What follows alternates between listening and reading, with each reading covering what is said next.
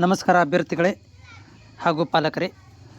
ಇವತ್ತಿನ ಒಂದು ಏನು ವಿಡಿಯೋ ಮಾಡುವಂತಹ ಸಂದರ್ಭ ಏನಿದೆ ಅಂತಂದರೆ, ನೀವೆಲ್ಲ ಕೇಳ್ತಾ ಇದ್ರಿ ರಿಸಲ್ಟ್ಸ್ ಯಾವಾಗ ಬರುತ್ತೆ, ಸೆಲೆಕ್ಷನ್ ಲಿಸ್ಟ್ ಯಾವಾಗ ಬರುತ್ತೆ ಅಂಥೇಳಿ.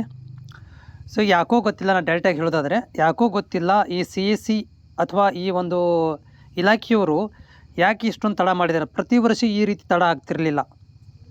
ನನಗನ್ನಿಸ್ತದೆ ಏನಾದರೂ ಒಂದು ಬಲವಾದ ಕಾರಣ ಇರ್ಬೋದು, ಟೆಕ್ನಿಕಲ್ ಪ್ರಾಬ್ಲಮ್ ಆಗಿರ್ಬೋದು, ಅಥವಾ ಈಗಾಗಲೇ TETದು ಅಪ್ಲಿಕೇಶನ್ಗಳನ್ನು ಬಿಟ್ಟಿದ್ದಾರೆ, ಅದನ್ನು ಕೂಡ ಇವರೇ ಮೇಂಟೈನ್ ಮಾಡ್ತಾ ಇರುವುದರಿಂದ.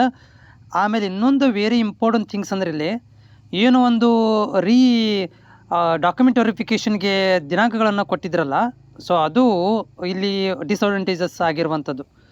ಅದೇ ಸ್ವಲ್ಪ ಟೈಮ್ ತೊಗೊಂಡು ಆ ವಿದ್ಯಾರ್ಥಿಗಳನ್ನು ಇಲ್ಲಿ ಸೇರಿಸಲಿಕ್ಕೆ ಸ್ವಲ್ಪ ತಡ ಆಗಿರ್ಬೋದು ಅಂದ್ಕೊಂಡಿದ್ದೀನಿ. ಆಮೇಲೆ ಇವರು ಏನೋ ಟೆಕ್ನಿಕಲ್ ಪ್ರಾಬ್ಲಮ್ಮಿಂದ ಸಫರ್ ಆಗ್ತಾ ಇದ್ದಾರೆ, ಅದರ ಸಲುವಾಗಿ ಇದು ಲೇಟ್ ಆಗ್ತಾ ಇದೆ ಅಂತ ನಾನು ಕೂಡ ಅಂದ್ಕೊಂಡಿದ್ದೀನಿ. ಎನಿ ಟೈಮ್ ರಿಸಲ್ಟ್ ಬರ್ಬೋದು. ನೋಡಿ, ಭಾಳ ಜನ ಹೇಳ್ತಾ ಇದ್ದಾರೆ ಇವತ್ತೇ ಬರುತ್ತೆ ಅಂತೇಳಿ.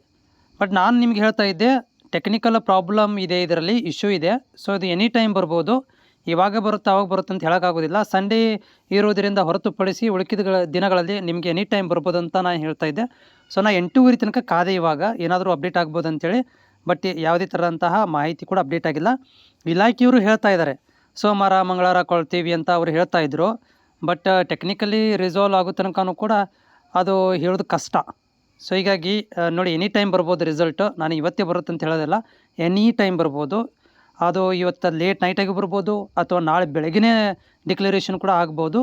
ಬಟ್ ನಿಮಗಂತೂ ಬರುತ್ತೆ, ಎನಿ ಟೈಮ್ ಬರುತ್ತೆ. ಇವಾಗ ಒಂದು ವೀಕ್ ಅಂತ ಲೇಟ್ ಆಗೋದಿಲ್ಲ, ಎನಿ ಟೈಮ್ ರಿಸಲ್ಟ್ ಡಿಕ್ಲರೇಷನ್ ಆಗುತ್ತೆ. ಮತ್ತು ನಿಮ್ಮಲ್ಲಿ ಏನಾದರೂ ಡೌಟ್ ಇದ್ದರೆ ನನಗೆ ಕಾಮೆಂಟ್ಸ್ ಮುಖಾಂತರ ಶೇರ್ ಮಾಡಿರಿ. ನಾನು ಅದನ್ನು ಓದಿ ನಿಮಗೆ ಉತ್ತರವನ್ನು ಕೂಡ ಕೊಡ್ತೀನಿ.